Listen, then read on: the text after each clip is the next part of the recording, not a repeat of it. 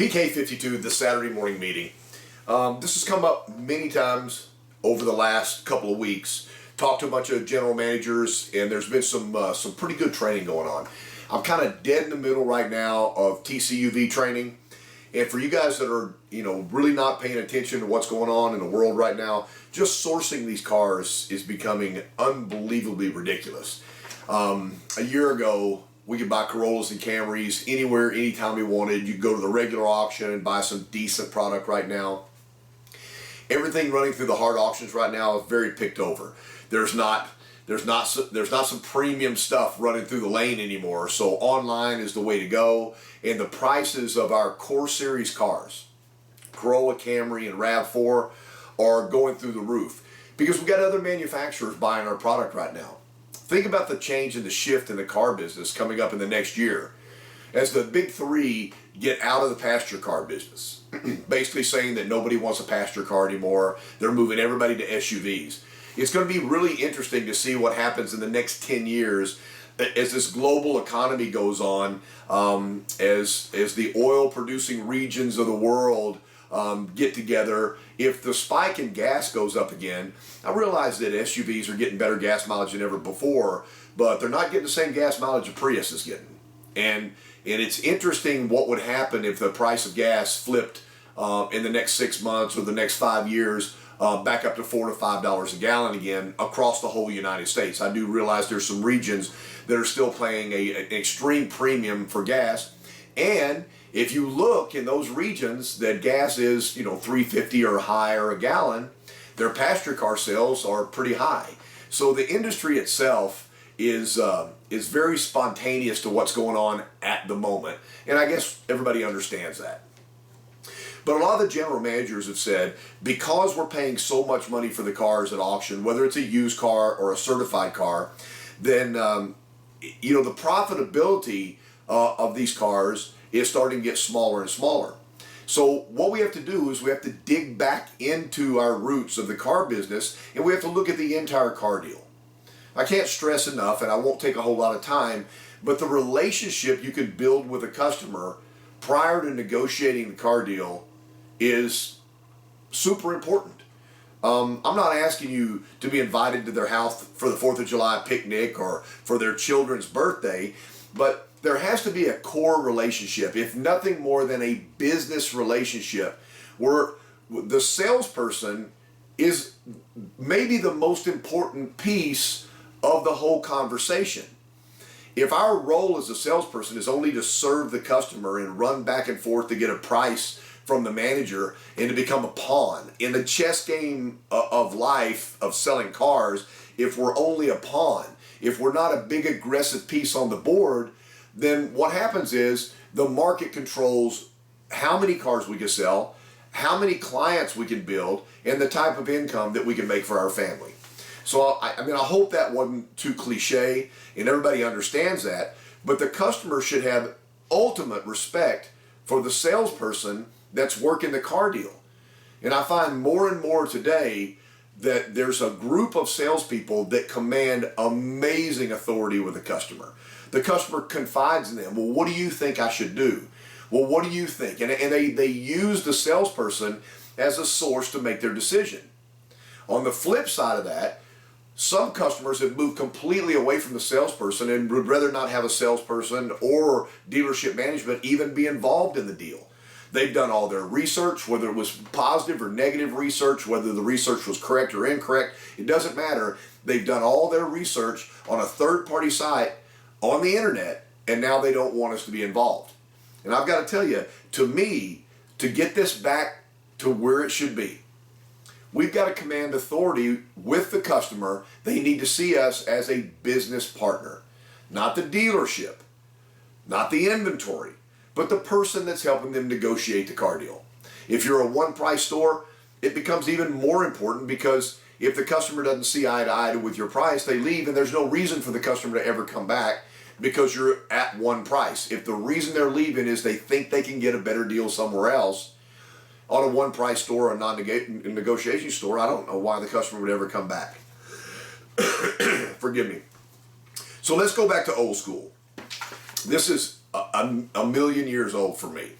Everything that I've done in the car business since the 80s, I've kept a copy of. Some of it I use still, and some of it I look at it and I go, wow, that was a long time ago, and people won't, they won't do it that way anymore.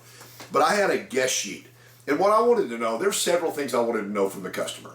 I was talking to a group of salespeople today after training. They wanted to know, wanted to know some core serious things outside the box. I mean, Casey, I know how to greet a customer. Casey, I know how to sell a car. I know how to present the product and everything, but how do you build that relationship? I think it's all how you approach the customer. I use a Socratic format when I'm selling cars. Whether I'm a manager coming on a TO or whether I've greeted the customer and I'm selling them the car, I use a Socratic format. I think it's more important to use what the customer already knows to be a fact than to spew a bunch of facts at the customer that may or may not matter to the customer at all. If the customer's done their research and they know what they want, if you speak within the realm of what they've already decided has value to them, it's always value up. It's always value up.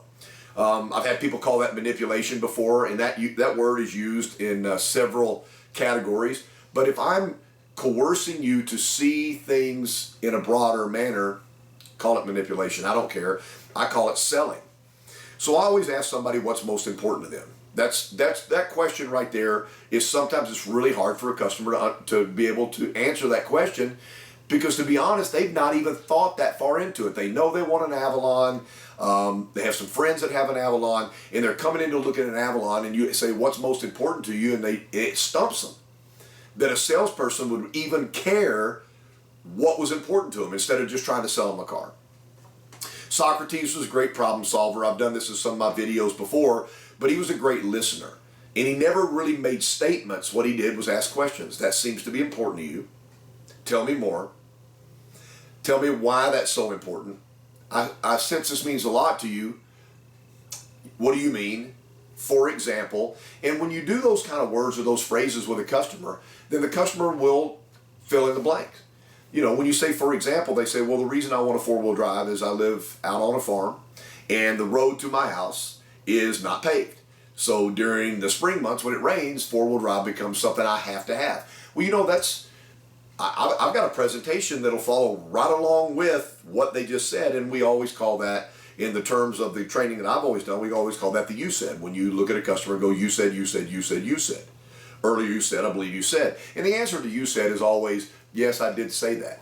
So why would you present a vehicle, a product, or anything you're selling to a customer just in the facts of the product when you could actually present it the way the customer has already processed what they wanted and what they see to have value? Means a lot more up front, but a lot less in the end. So in the end, I don't have 4 or 5 managers coming behind me. I don't have that guy sweeping outside go, you should get the car, sir. At the end, it just makes sense that they should buy the car. So again, circle back around. Here's what that I've talked to a bunch of general managers about. The guys are writing up the trades. They top the appraisal form or print something out, whatever your dealership does. I get a set of keys and I go out and I start having a hunt for the vehicle. The first thing I'd recommend is there needs to be an appraisal zone in your dealership. And that's a physical thing. When I move a car into a place that's called the appraisal zone, that pretty much lets everybody in the dealership know, including the customer, that we are appraising their vehicle for trade-in. I think that simple ideology is that we are moving your car from here to appraise the car. I mean, make it simple. You go get a haircut. You got really, really long hair. When you sit in that chair and they put that apron around you and they turn that little clipper on, your hair is not going to be long anymore. So the same thing about it is, there is a reality of moving something from point A to point B, and at point B, they're about to give up their car. So I like that facility type of ideology with the trade. There needs to be a separate area. This is a guest sheet. On there, I source from the customer. How did you find out about the dealership? Very old school. If somebody comes in a dealership and they're not driving a Toyota product, I always ask them, have you owned a Toyota before? If they say yes, I said, how long's it been? What did you have? I want to know what their experience with the company is. It is crazy how many people right now are leaving this long-term grandfather, father, mother, grandmother bought Chevrolets all their life, and they're buying their first Toyota. For you guys that are following the numbers out there, 40% of all the people that are buying Toyotas for the first time are actually buying our certified cars. And there's a lot of dealers out there right now that are kind of backing off on the certified numbers. I was at a store last week, and they're up over 360% from last year. And I said, you know, what's the secret? And the secret was we have certified cars to sell. Seems like no matter how many cars we put on the lot that say certified on there, we sell them all within a month. So if we could get double the amount we have right now, we could sell them. And isn't it an amazing time when the car business jumps so far retro back to pre-owned that if you just have the inventory, it becomes easy to sell it. If you don't have the inventory, and I've had this conversation with dealers before, you can't sell 100 certified cars a month if you only have 23 in stock. And so it's crazy, sourcing is tough, but the dealers that are ramping up their certified inventory and their used car inventory right now are exploding on their numbers. It's amazing. Always ask them, have you ever had a Toyota before? If they've not, then I always try to prove the resale value. I know this is getting longer than I wanted it to be, but I believe in physical displays. I think that every salesperson that's gifted can talk. I know we have the ability to talk. But some people don't learn with their ears, and we've said this for years. Not everybody processes information with their ears. Some people do their eyes, and some people are kinesthetic. I like to take a 2-year-old 4Runner, put the original selling price, it's probably less than MSRP, it's fine. Whatever we sold that vehicle for, and now we've got it back 2 years later and what we're asking for it now. And I like that as a display outside the dealership. We've always got the people to paint numbers and like new and all this stuff on the car because we think we put these stickers all over the car that it makes people look. I totally agree with that. But we're paying other people for their ideology, whatever the little logos are, whatever the sayings are, they come on the stickers. I'd like to put retain value. And then I go, here's the original selling price, here's what we're asking for. And a customer comes in and said, I've never owned a Toyota before. Walk them over to the 4Runner and said, let me explain to you why people buy Toyotas for the rest of their life. This is what we sold it for 2 years ago. This is really what it's going to sell for right now. It's crazy how much value Toyotas hold no matter how long you keep them. So I want your expectations to be when you buy your first Toyota, that when you get ready to get another one, that the value retained is going to help you decrease your overall cost. I certainly can say that. Toyotas hold their value. Toyotas resale value. I can show you a third-party source, a magazine. But if I have a physical display, now do I think you guys are going to go out there and get your management to do this? Of course I don't. Do I think if you got your management to do this and you made a big deal about it, that it would help you retain more money on your new car side? Instantly. You would increase your gross profit opportunity with new cars because you're showing the customer value retained. Second thing I ask a customer when they come in is, why did you come to our store? And I know we're in such a hurry to try to get the car deal done 6 hours later that we don't take time in the beginning. If you take a little bit more time in the beginning, it takes less time in the end. Well, you came here today and you told me you were looking for an Avalon. Why did you choose to come to our store? What do you know about us? What have you heard about us? Why would you not ask that every time? Well, I've got a couple of friends that have bought several vehicles from you. That's a car deal. I mean, how are you going to go back to your friends and say, hey, you guys have bought several cars there. I couldn't buy a car there. You can't tell your friends that. Your friends have sent you to this dealership. Your mom, your dad, your sister, your brother, somebody in your family has sent you up there. They told you how awesome it was. They may even have told you the name of the salesperson to talk to. That has to be a car deal.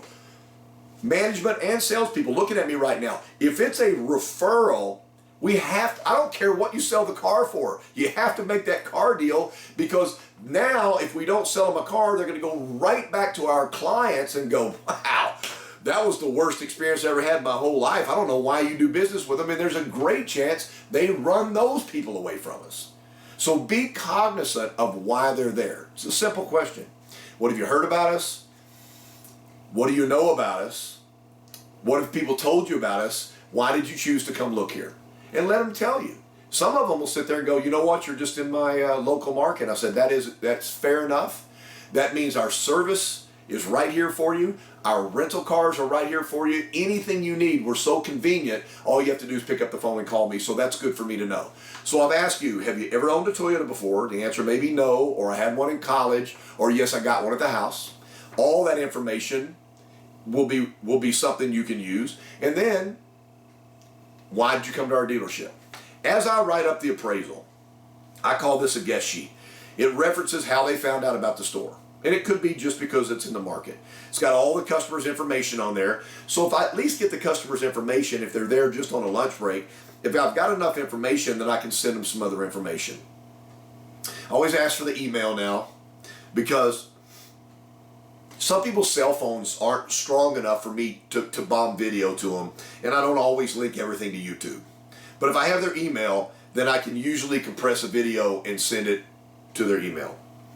And then I ask who the main driver of the car is. Boy, I've forgotten that over the years, you know, who's going to be the main driver, and you've got the husband in there, so what's going to be my wife's car? And I'm going like, wow. So I'm going to do all this presentation on somebody that's not really even going to be driving this car, trying to make a decision for somebody else. Somehow I've got to figure out how to get that information to the spouse. So once I've shown the husband or wife, whatever I've shown them at the dealership, if I have any way to send a video, hey, I'm KC, and your husband came by today and said you guys are going to try to come by this weekend and look at the hybrid Avalon.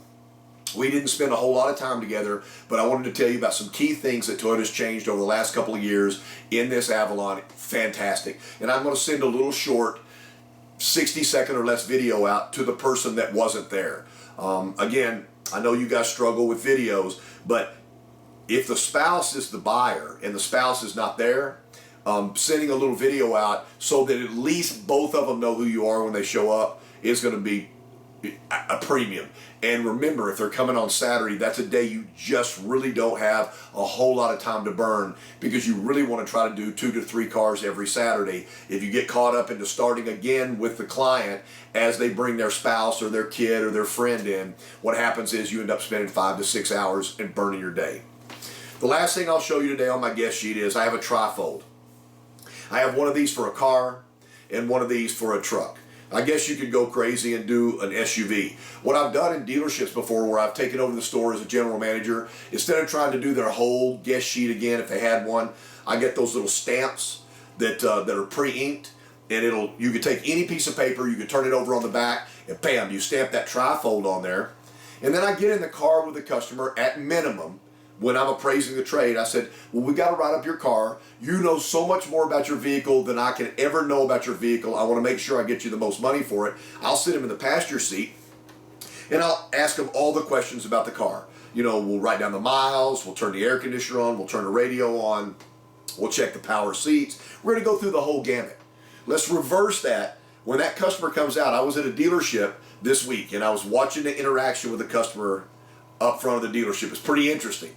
So I was at Oarsman at Fairfax. Very, very, very well-run store. It was a father and a mother and a daughter, and she was looking at a white Prius pre-owned. And they found a little bit of damage inside, right behind the passenger wheel, in the wheel well, down on the bottom. And so I heard the dad said, well, this must have been in an accident. To be honest with you, I looked over, I was trying not to be nosy, but I looked over, and to me, it looked like it might have been a little bit of lot damage. You know, maybe run over a cone or something, and it deformed the area. It's very small, but they were out on that car. There was no way that car was going to be sold. Immediately, the dealership rolled up a red Prius, same year model. They drove the car. They were all over the car. But it's crazy how they'll go through a pre-owned car, and they'll want that car to be absolutely pristine. Even if it's 3, 4, or 5 years old and it's got 50,000+ miles on it, they don't want any marks, scratches, dings, and nothing on that car. Well, I'm going to do the same thing with their trade. If their trade has some paint work on it, then I'm going to write down here right on the front quarter panel, paint work. If it needs tires, I'm going to X the tires out. I am going to check the spare tire. I know people don't do that anymore, but I pulled up trunk mats before and there's no spare tire at all. So I'm going to mark off there's no spare tire. If there's fading on the hood, I'm going to write fading on the hood. And I'm not trying to, write it down and cough. I'm just having a conversation about their car and about the condition of the car. And the reason I say this, and I'm going to close right now because I know this is already too long, is I've always told my sales guys and gals when we're working together, it's really hard for the customer to see the flaw or the flaws on their trade-in because they drive them every day.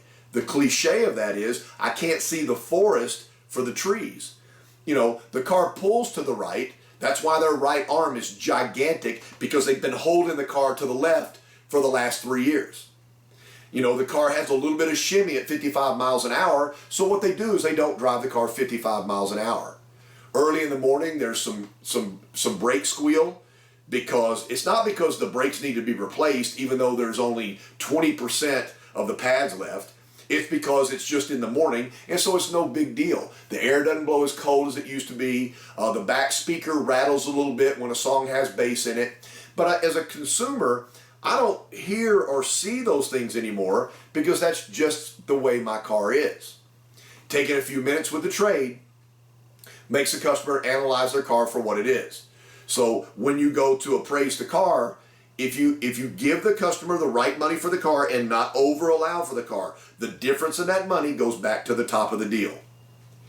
Give a customer a fair price, but also allow the customer to be fair with you. Sit in the car, maybe drive their car, but write the car up, fill the entire appraisal form out for your used car manager. Fill it all out. Turn it over. If they say, well, the car was in an accident 3 years ago, write it. Ask them if they have the receipt for it. It's probably right there in the center console or the glove box. Attach that to the appraisal form, because the more you can give your used car manager, the greater chance you have to finish the car deal.